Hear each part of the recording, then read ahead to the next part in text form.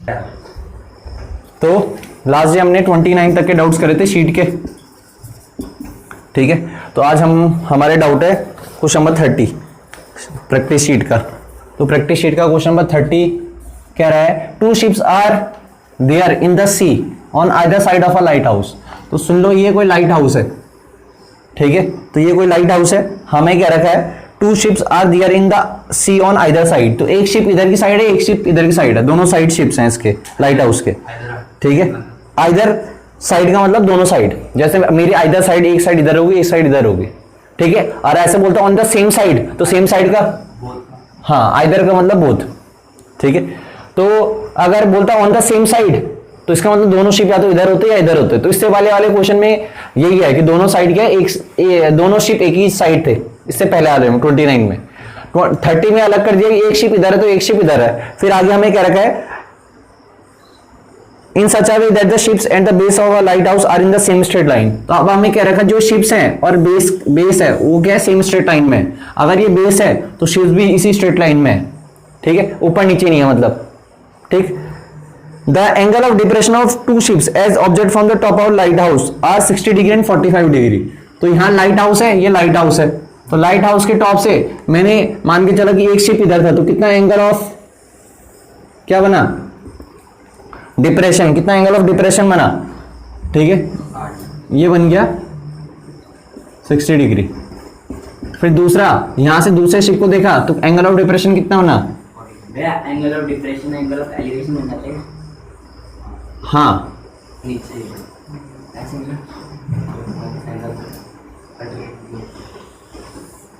तो ऐसा हो जाता है कि जैसे ये 60 डिग्री है, ये कितना निकला अभी 45 डिग्री। तो ये लाइन हमेशा पैरेलल होगी, तो ये दोनों अल्टरनेट एंगल से बराबर निकल जाते हैं। Angle of elevation angle of depression बन जाएगा, हाँ मतलब है तो एंगल ऑफ क्या ये, ठीक है। डिप्रेशन का मतलब उसने ऊपर से देखा, बस एलिवेशन का सीधा देख रहा है, नीचे देख रहा है, ऊपर से नीचे देख रहा हो, लेकिन ये क्या है, ठीक है, ये इस ग्राउंड सरफेस के पैरेलल लाइन है, लाइन ऑफ साइट यही है, ऊपर से नीचे देखा, ठीक है ना ना समझ गया। फिर हमें लाइट हाउस की हाइट दे रखी है, ठीक है। Height is the height of the lighthouse is 200 metre.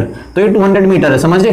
अब इसकी नेमिंग कर दो ABCD। तो AC हमें गिवन है 200 मीटर। अब हमें निकालना क्या है, ठीक है, find the distance between the ships. तो BD निकालना है मैंने, क्योंकि एक शिप यहां पे था और एक शिप कहां पे था, तो डिस्टेंस बिटवीन शिप्स निकालना है तो BD निकालना है। क्या निकालना है, BD। अब बहुत आसानी से निकल जाएगा। सबसे पहले ले लो इन ट्राइंगल ACB ले लिया, तो ACB में बताओ 10 60 कितना हो जाएगा, AC अपॉन BC, ठीक है, ठीक है। आइदर, ठीक है, इसमें जो है आइदर का मतलब है ना कि 2 ships are there in the sea on either side, दोनों साइड, दोनों साइड होना चाहिए शिप्स, ठीक है। तो 1060 √3 होता है BC को, ठीक है। AC की जगह कितना लिख दिया 200, ये आ गया BC। तो BC इधर भेजो तो BC कितना निकल गया 200 √3 मीटर, ठीक है। First equation. अब कौन सा ट्राइंगल ले लो, दूसरा वाला ACD। तो in triangle ACD, in triangle ACD फिर से 1045। तो 1045 कितना हो जाएगा, ठीक है, AC अपॉन CD। 1045 1 होता है, तो CD कितना निकल गया AC की, AC कितना है 200, ठीक है। अब तुम्हें निकालना क्या था बताओ, तुम्हें BC पता चल गया, CD पता चल गया, तुम्हें निकालना क्या था BD। तो बताओ BD होता है कितना, बताओ। अरे BD को BC प्लस CD, BC कितना था, ठीक है 200 √3 प्लस, ठीक है 200, ठीक है। अब इसे तुम रेशनाइज भी कर सकते थे यहीं पे, तो 200/√3 को रेशनाइज करोगे तो कितना आ जाएगा 200√3/3 रेशनाइज कर लो। तो इसे मैं यहीं पे लिख देता हूँ 200, ठीक है। रेशनाइज कर लोगे ना इसे, तो मैंने इसे रेशनाइज करके यहाँ पे लिख दिया 200√3/3। फिर खुद बताओ यहाँ पे क्या आ जाएगा, 3 1 का एलसीएम कितना आ जाएगा, ठीक है। 3 1 का एलसीएम आ जाएगा कितना 3। तो ये आ जाएगा 200√3 प्लस 600, ठीक है। अब तुम बाकी अब तुम्हारा सिंप्लीफिकेशन तुम्हें कैसे आता है, 200 कॉमन लूंगा तो √3 + 3/3। अब √3 की वैल्यू डालो, फिर सिंप्लीफाई करो, मल्टीप्लाई करो, अब तुम्हारी हेडेक है ये मैंने तुम इतना कर दिया, ठीक है। तो सिंप्लीफिकेशन के लिए तुम √3 की वैल्यू डाल सकते हो, समझे। ये तुम्हारा BD का आंसर निकल गया, ठीक है। हाँ वो तुम्हें देखना है, ठीक है। मेरे हिसाब से तो अगर सिक्योरिटी चाहते हो तो पूरा √3 डाल देना, √3 की वैल्यू। तो नेक्स्ट डाउट है हमारा 31। तो 31 क्वेश्चन जैसे है वैसे 32 भी आपने करना है, वैसे 33 भी करना है, ठीक है। सब कुछ ये तीनों लगभग सेम ही है, मैं एक बता देता हूँ, बाकी तुम खुद करोगे, ठीक है। इसलिए 31 को जरा ध्यान से समझ लेना। तो 31 जो क्वेश्चन है, तो 31 क्वेश्चन में मैं कह रहा from the top of tower of height 50 metre, ठीक है। तो एक टॉप ऑफ टावर है ऑफ हाइट 50 मीटर, तो 50 मीटर हाइट है टावर की। From the top of tower 50 metre high tower, the angle of depression of the top and bottom of a pole are 30 degree and 45 degree, ठीक है। तो the angle of depression of the top and bottom of पोल, इसका मतलब हमें पता है क्या समझ में है, सुन लो। एक पोल है तो पोल किस पे खड़ा होगा, ग्राउंड सरफेस पे खड़ा होगा। अब इस टावर के टॉप से मैंने क्या देखा, ये जो पोल था उसका टॉप देखा, समझे। मैंने इस वहां से किसे देखा, पोल के टॉप को देखा, तो एंगल ऑफ डिप्रेशन बना, कितना बना angle of depression, angle of depression बन गया 30 डिग्री, ठीक है। फिर इसी पॉइंट से मैंने किसके बॉटम को देखा, अरे बताओ, इसी पॉइंट से मैंने, अभी टेढ़ा बन गया लेकिन,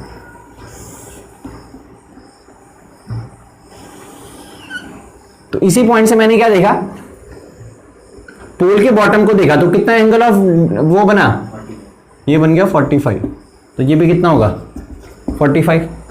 तो इसका मतलब तुम्हें समझ में आ गया, जब तुम किसी ऊंची जगह से नीचे देखोगे तो एंगल ऑफ डिप्रेशन बनता है, तो इसलिए पोल की हाइट मैंने छोटी मानी, समझे।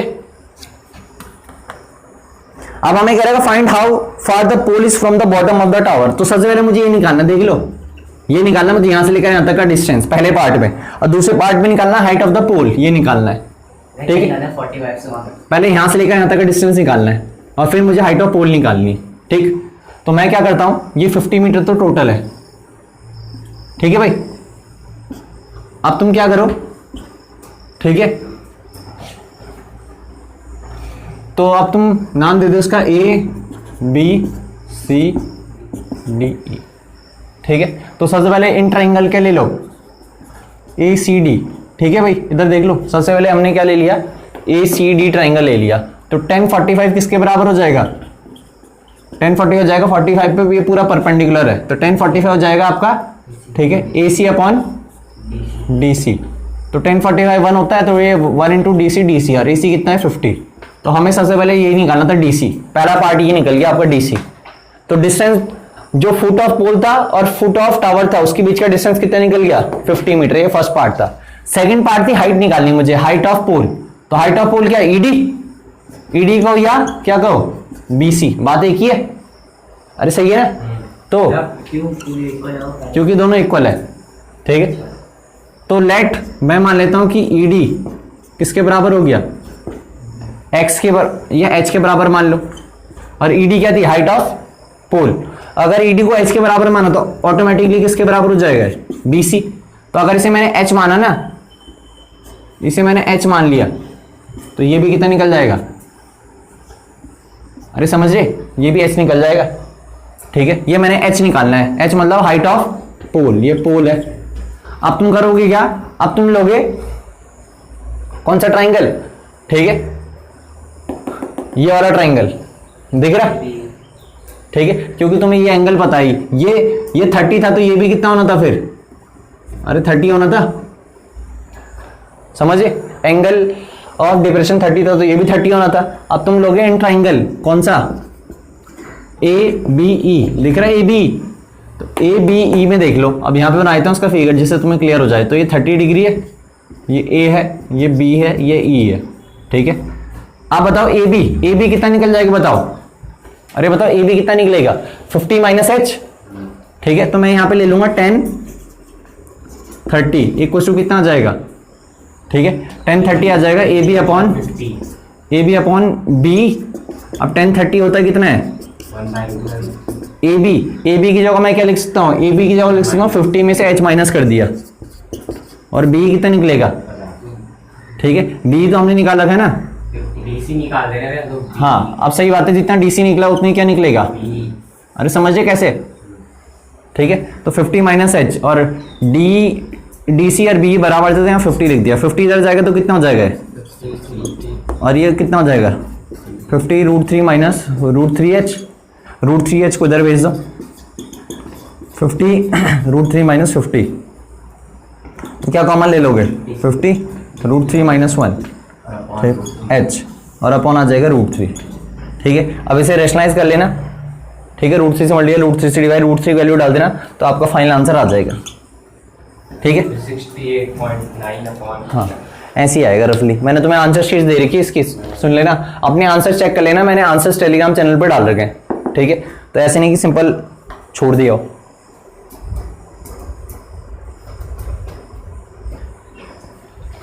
तो 31 के बाद हम करेंगे 33, तो 33 या 32 दोनों सेम ही थे, ठीक है, तो ऐसे हमने एनसीईआरटी में भी क्वेश्चन करे थे। तो 33 क्वेश्चन क्या रहा है,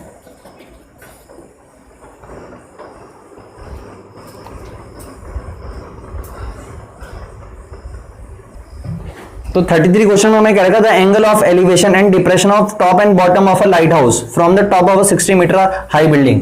तो सबसे पहले एक 60 मीटर हाई बिल्डिंग बना दो, तो ये 60 मीटर की बिल्डिंग है, 60 मीटर हाई बिल्डिंग है, ठीक है, तो इस 60 मीटर बिल्डिंग हाई के टॉप से मैंने किसके टॉप को देखा पहले, अरे बताओ किसके टॉप को देखा, ठीक है, 60 मीटर हाई बिल्डिंग के टॉप से मैंने, ठीक है, लाइट हाउस के टॉप को देखा, तो लाइट हाउस है, तो लाइट हाउस के टॉप को देखा तो एंगल ऑफ एलिवेशन कितना बना 30 डिग्री। तो पहले मैंने टॉप ऑफ बिल्डिंग से लाइट हाउस के टॉप को देखा तो एंगल ऑफ एलिवेशन बना 30, फिर इसी पॉइंट से मैंने किसके बॉटम को देखा, लाइट हाउस के बॉटम को, तो एंगल ऑफ डिप्रेशन बना कितना, ठीक है, एंगल ऑफ डिप्रेशन बन गया 60, ठीक है, और ये 60 है तो ये भी 60 हो जाएगा, ये 60 मीटर बिल्डिंग की हाइट हमें दे रखी है, ये 60 मीटर तो ये भी कितना हो जाएगा 60, ठीक है, और लाइट हाउस पूरा है।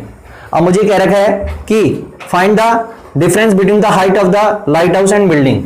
अब बिल्डिंग के और लाइट हाउस की हाइट के बीच का डिफरेंस निकालना है, इसका मतलब मुझे पहले पूरी लाइट हाउस की हाइट क्या निकालनी पड़ेगी, हाइट निकालनी पड़ेगी, उससे क्या माइनस करा दूंगा 60, या दूसरी भाषा में इधर समझ लो, हम सिर्फ अगर ये भी निकालेंगे ये हमारा आंसर होगा, क्योंकि जो गैप है ना यही तो किसके बीच का डिफरेंस है, लाइट हाउस और बिल्डिंग के बीच का गैप है, सही बात है। तो अगर तुमने ये भी निकाल दिया तो ये भी डायरेक्टली किया तुम्हारा आंसर हो सकता है, क्योंकि मैं डिफरेंस लाइट हाउस और इसके बीच का डिफरेंस निकालना है तो 60 पहले हटा दो ना, तो सिर्फ ये अगर ये भी निकाल दिया तो ये हमारा आंसर है, ठीक। तो इसकी एमिंग कर दो A B C D E, तो सबसे पहले ले लो तुम, ठीक है, इन ट्राइंगल, ठीक है, EDC, कौन सा इन ट्राइंगल EDC, तो EDC में बताओ 1060 किसके बराबर हो जाएगा, अरे बताओ 1060 हो जाएगा 60 अपॉन DC, 1060 कितना होता है √3, तो √3 DC इक्वल टू 60, तो √3 कहाँ चल जाएगा डिवाइड में, फिर √3 से मल्टीप्लाई √3 से डिवाइड, √3 इंटू √3 कितना होगा बताओ 3 से 60 कटेगा 20 टाइम्स, तो 20 √3, तो DC निकल के 20 √3 मीटर, ठीक है। अब ले लो, अब जितना DC होगा उतना ही क्या होगा, अरे EB होगा, अरे होगा ना, जितना DC होगा उतना EB भी तो होगा, ठीक है। अब ले लो दूसरा ट्राइंगल, इन ट्राइंगल ABE, तो ABE में बताओ 1030 किसके बराबर हो जाएगा, ठीक है, AB अपॉन, ठीक है, AB अपॉन EB, ठीक है, 1030 कितना होता है 1/√3, ठीक है, AB अपॉन EB, और हमें AB निकालना है, AB क्या है, डिफरेंस बिटवीन हाइट ऑफ, ठीक है, लाइट हाउस एंड टावर, ठीक है, तो EB इधर भेजा तो EB की जगह रख दिया 20 √3 AB, तो √3 से √3 कटेगा तो AB कितना आ जाएगा 20, तो अगर हमारा आंसर डायरेक्ट 20 मीटर भी हो सकता है, और अगर तुम्हें कंफ्यूजन है कि भाई ये कैसा है तो तुम पहले, ठीक है, वैसे तो आंसर आगे है क्योंकि हमसे यही तो पूछा था कि लाइट हाउस की जो हाइट है और बिल्डिंग की हाइट क्या कर दो, सब्ट्रैक्ट कर दो, तो this plus this minus this करोगे तो यही तो आएगा, ठीक है। या तुम्हें अगर ऐसे कंफ्यूजन है तो ए बी निकाल दिया, अब तुम लाइट हाउस की हाइट निकालो। तो लाइट हाउस की हाइट कितनी निकलेगी बताओ, हाइट ऑफ लाइट हाउस कितनी निकलेगी, 60, ठीक है, A B plus B C 80, तो ये निकल जाएगा 80। तो हाइट ऑफ लाइट हाउस 80 निकली, ये 60 है, तो गैप कितने का रन के बीच, बीसी का आ रहा। तो ऐसे भी कर सकते हो, मतलब आंसर तुम्हारा यहीं पे आ गया था। वह ऐसे कर सकते कि जो ट्रायंगल ईबीसी है ना, पहले उससे हमने मतलब वो निकाली, ईबी निकाली, और फिर ईबी से भैया वो ए भी निकाल दिया। हाँ कर सकते हो। तो ये था क्वेश्चन नंबर 33। तो 36 क्या है, 36 क्वेश्चन में हमें क्या रखा है कि the shadow of a flag staff is 3 times as long as the shadow of the flag staff. अब इसका मतलब क्या है, ठीक है, वो हमें समझना है। 36 तो क्वेश्चन नंबर 36, ठीक है, पहले तुम्हें खुद रीड करना चाहिए, ठीक है। तब the shadow of a flag staff is 3 times as long as the shadow of the, ठीक है, flag staff when the sun rays meet the ground at an angle of 60 degree. Find the angle between the sun rays and the ground at the time of longer shadow. तो हमें क्या रखा है, अब सुन लो इधर जरा। तो शैडो ही बोल रहे हाँ, ये मुझे इस क्वेश्चन की लैंग्वेज थोड़ी सी गड़बड़ लग रही है। The shadow of a flag staff is 3 times as long as the shadow of the flag staff, ठीक है।